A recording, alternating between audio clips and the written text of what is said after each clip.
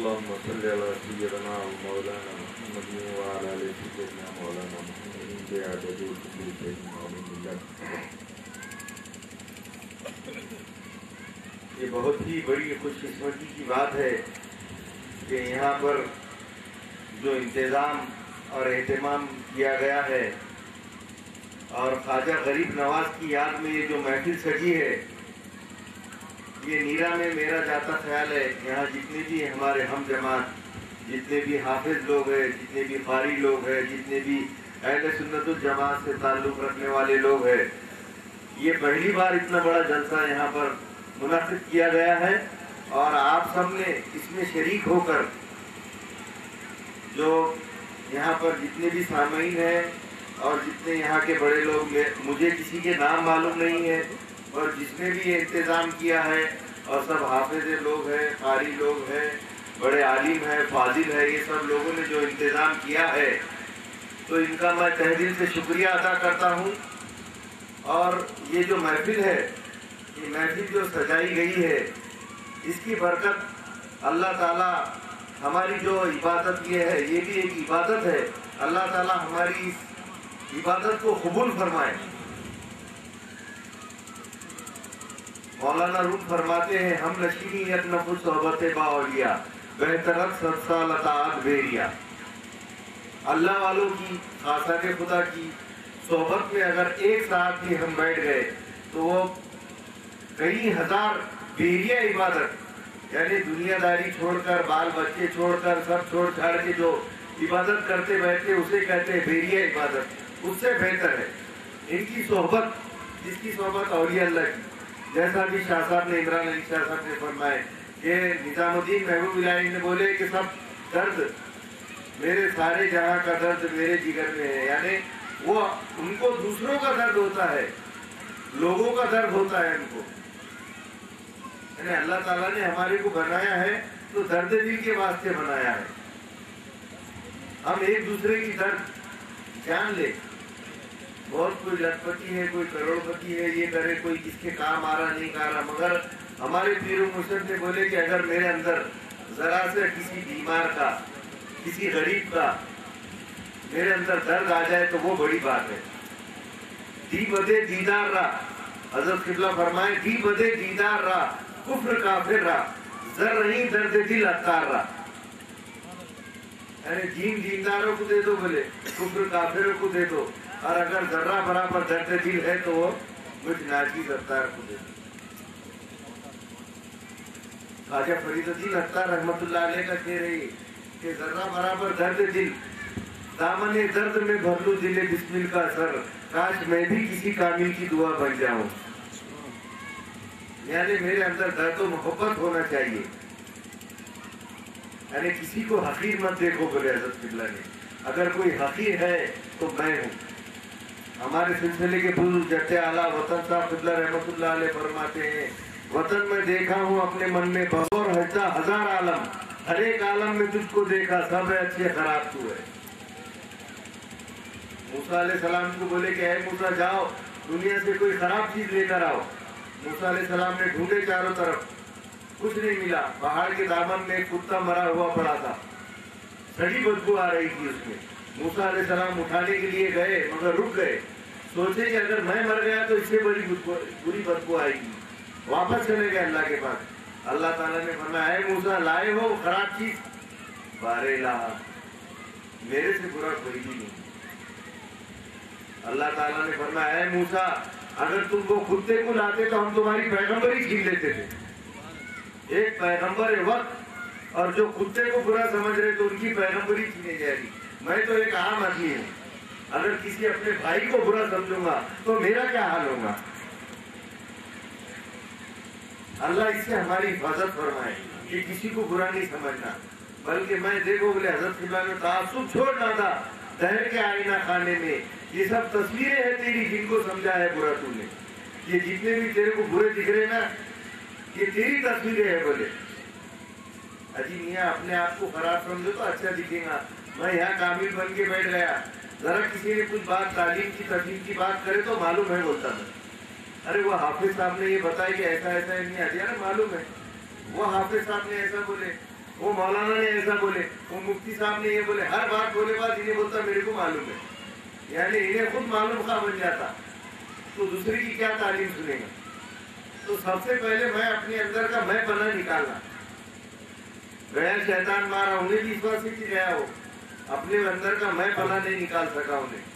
انا خیرون، تو میرے اندر سے میرا میں پناہ نکالنا، تو جب میرے کو تعلیم تفہیم سمجھ میں آئی، یہاں میں کامل بن کے بیٹھ گیا تو کامل کہاں سے ملے گا؟ وطن صاحب اللہ رحمۃ اللہ علیہ تعلیم دے رہے تھے، مجموعہ تھا، کافی پیر بھائی بیٹھے تھے، تعلیمات چل رہی تھی. ایک شخص آیا، بولے حضرت میں کامل پیر کی تلاش کر رہا ہوں، بولے 50 سال سے مجھے کوئی کامل نہیں ملتا. وطن صاحب قبلہ کھڑے ہوئے، بولے تو اور میں برابر ہے، بولے میں 50 سال سے ناقص کو ڈھونڈ رہا ہوں، بولے میرے کو کوئی ناقص نہیں ملتا. اچھی میاں تو ناقص بن تو کامل ملے گا تیرے کو. مٹا دے اپنی ہستی کو اگر کچھ مرتبہ چاہے، کہ دانا خاک میں مل کر گلے گلزار ہوتا ہے. جہاں پہ نیستی ہوگی وہیں پہ ہست کا ظہور ہوگا. اجی میاں جھکنا پڑے گا، بغیر جھکے کے نہیں ہوتا. جھکے تو ہوتے، یہاں تو ایسا ہو گیا آپ کے جھکے تو شرک، ذرا اشارہ کرے سلام بھی بولے جھکے مت کرو شرک ہو جائے گا. ایک صاحب سے 2 گھنٹے بحث ہوئی میری امراوتی میں، کوئی جماعت سے تعلق رکھتے تھے، وہ ان سے 2 گھنٹے تک میری بحث ہوئی. یہ جھکنے کے اوپر سے جھکانے، انہوں نے بھی قرآن کی آیتیں، میں بھی بولا، انہوں بھی بولے حدیثیں، میں نے بھی حدیثیں بولا. انہوں بولے تھے جھکے کیا شرک. ارے میاں سلام بھی یوں نہیں کرنا، درگاہوں پہ جا کے جھکنا نہیں، وہاں جانا نہیں، شرک شرک شرک کر رہے. اب بہت دیر تک 2 گھنٹے تک بحث چلی. انہوں نے بھی کئی دلائل دیے، میں نے بھی اب ٹائم نہیں ہے اپنے پاس دلائل.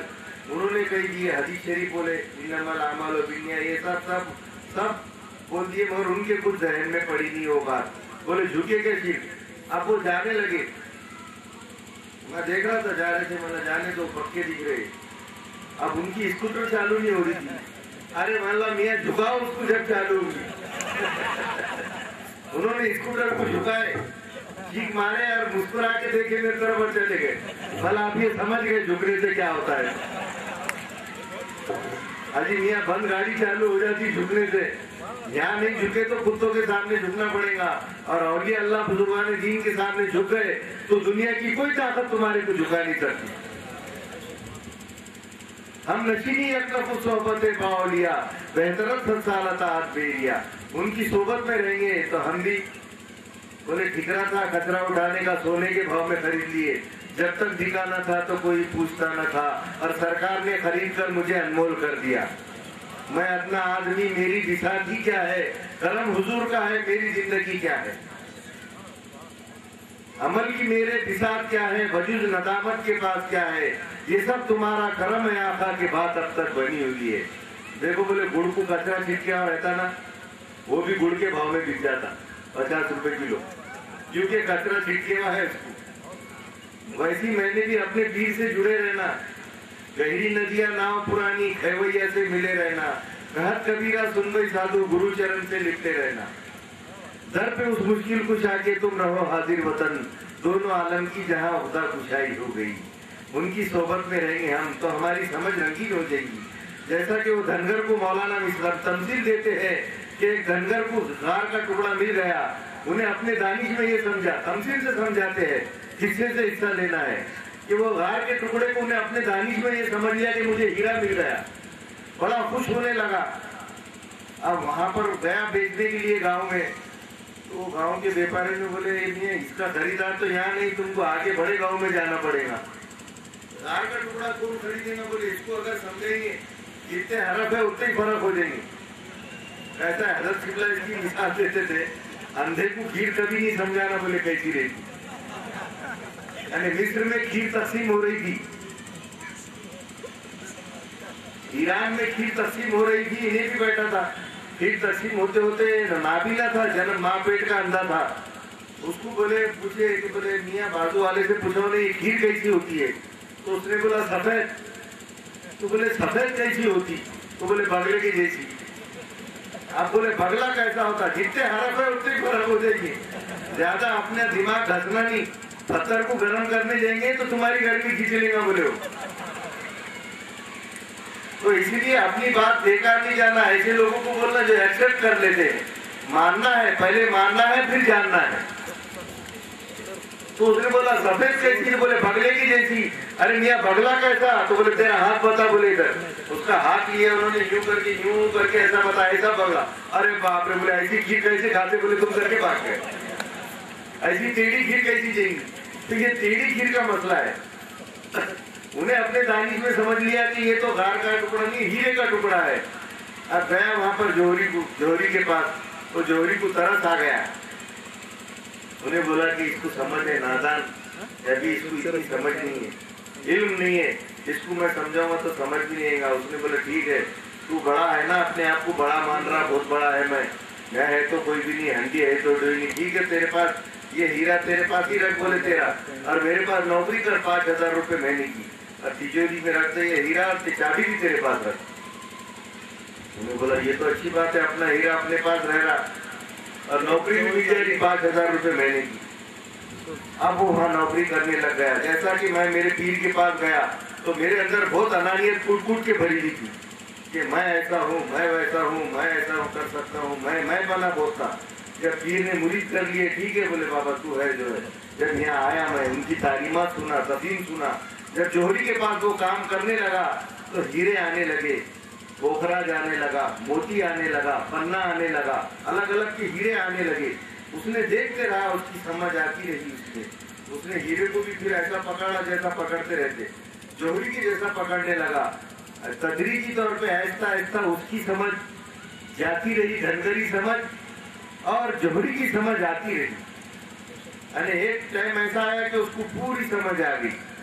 ویسی میرے پیر کے جب میں مرید ہوا تو پہلے میرے اندر انانیت تھی، میں بڑا بڑھے ہوا تھا۔ تو پیر نے بولے میاں اپنے میپن کے قدم کو اول کاڑ، دوئی کا پردہ سامنے سے پھاڑ، چلنے ہارے کے تئیں یہ قدم رکھتا، اور قدم اٹھا تو رب دکھتا۔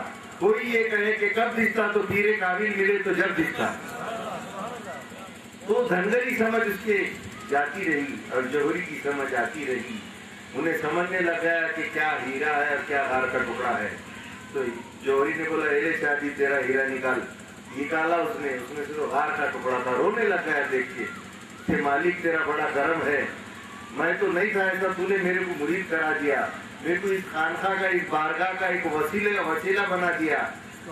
اس نے جب سمجھ آ گئی تو خوش ہونے لگا کہ میں کیا سمجھتا تھا اپنے آپ کو، میں اپنا آدمی، میری بساتی کیا ہے، کرم حضور کا ہے، میری زندگی کیا ہے۔ تو وہ سمجھ اب بھائی جب اس کی صحبت میں رہا، انہیں من تو شدم تو من شدی، طاقت میں گویت بعد ازی من دی گرم تو دی گری۔ اس کی سمجھ آ گئی، اس کی سمجھ اس میں چلی گئی۔ صحبت کا اثر ہوتا نہیں ہے، اس لیے اولیاء اللہ کے، خاتم خدا کے، پیر اکرام کے، اولیاء اللہ کے صحبت میں ہم رہیں گے تو ان کی سمجھ ہمارے اندر آ جائے گی، ان کی صحبت کا اثر آ جائے گا ہمارے اندر۔ ساجی علیہ رحمہ نہا رہے تھے، ساجی پہلے زمانے میں صابن نہیں تھی، آج کل تو لکس صابن، لیپوئی صابن، کیا کیا ہے۔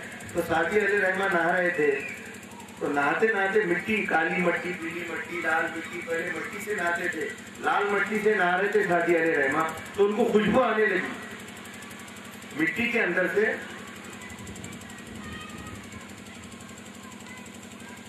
خوشبو آنے لگی۔ انہوں نے مٹی سے پوچھے اے مٹی تیرے اندر یہ خوشبو کہاں سے آئی؟ مٹی نہیں بات کرتی ہے، بولیں گے آپ اجی میاں میرا بچہ شیر ہے، بولے تو کیا دون جاوڑا پوچھتے کہ تمہارے سے کہاں ہے بتاؤ، حصے سے حصہ لینا ہے۔ مٹی سے پوچھے اے مٹی تیرے اندر یہ خوشبو کہاں سے آئی؟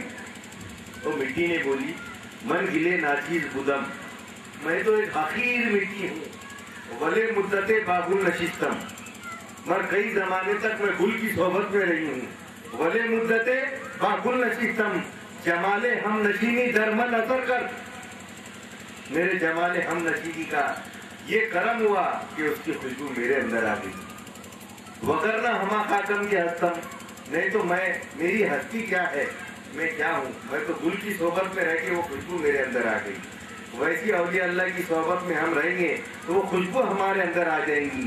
نگاہیں مرد مومن سے بدل جاتی ہے تقدیریں، اور جو ہو ذوق یقین پیدا تو کٹ جاتی ہے زنجیریں، نہ تخت و تاج میں ہے نہ لشکر و سپاہ میں ہے، جو بات مرد قلندر کی بارگاہ میں ہے۔ ان کی صحبت میں رہیں گے، ख्वाजा अजमेर, आज हम जिनकी छठी मना रहे हैं, आज हम जो कुछ भी मुसलमान यहाँ पर दिख रहे हैं, आप सब भी है और मैं भी हूँ और हम सब बैठे हुए हैं, आज ये उन्हीं का सदका है कि हम मुसलमान यहाँ पर मौजूद है। उन्होंने सारी तबलीग करे पूरे हिंदुस्तान में, और देखो बोले हजरत किबला ये जो तबलीग करे हैं तो लाठियों से और तलवारों से इस्लाम नहीं फैला, बल्कि मोहब्बत से फैला। उन्होंने मोहब्बत से इस्लाम फैलाए। आज भी हम देखेंगे ख्वाजा अजमेर का सदका है, ये गरीब नवाज का सदका है कि आज हम देखेंगे कि मस्जिद के बाहर भी कई हिंदू भाई, हिंदू माएँ अपने बच्चों को लेकर खड़े रहती है कि नमाज पढ़कर जो निकल रहे हैं तो जरा बच्चे पे फूंक दो, जरा पानी पे फूंक दो। ये क्या है? ये कौन सी जमात वालों ने सिखाया उनको? आज तो ये हाल है कि अगर कोई मस्जिद में आ जाता है भाई तो हम मस्जिद धोकर निकालते हैं। मगर ख्वाजा अजमेर ने, गरीब नवाज ने ये काम करे कि उनके घरों में गए, उनके मंदिरों में गए और जाकर उनको समझाए। पूजा पाठ करते थे, भजन कीर्तन करते थे। ख्वाजा अजमेर ने बोले देखो इंसान की फितरत है, कुछ मत करो तो ये बोलता फिर क्या करो, कुछ नहीं करो तो फिर क्या करो। अगर बोले ये बाबा तुम्हारे को भजन न को करो तो दिल में ख्याल होता क्या है, फितरत है इंसान की, नाचना कूदना इंसान की फितरत में है। 2 साल का बच्चा ले लो, उसको मालूम नहीं नाच गाना क्या है, कुछ नहीं, जरा उसके सामने आप डंडक डंडक परनक ऐसा ढोल बजने दो, ऑटोमेटिक ऐसा करता हो, क्या बात है, उसकी फितरत में है नाचना कूदना। तो आप वो सवारियां बंद कर दिए तो मैंने देखा मुसलमान के कई बच्चे गणपति में जाके कूद रहे हैं। ये क्या है? इनकी फितरत में है नाचना कूदना। तो ख्वाजा गरीब नवाज ने बोले भजन कीर्तन मत करो, कव्वाली करो। गणपति उठाते थे तो ख्वाजा बंदा अपने ख्वाजा गरीब नवाज ने बोले कि ये मत करो, सवारी उठाओ। आपने बोले अपनी मन्नत आती, बोले नवस ये थी, काली माता की मन्नत आती, ये आती, मन्नत पूरी करेंगे होती, बोले नवस ये थी, तो बोले मन्नत करो। नवस बोले तो मन्नत के मारे होते हैं, तो बोले कि इमाम हसन हुसैन की मन्नत करो। अरे मियां ये शिर्क वो शिर्क, शिर्क में गए मगर शिर्क बचा, शिर्क से निकालने के वास्ते पानी में कूदे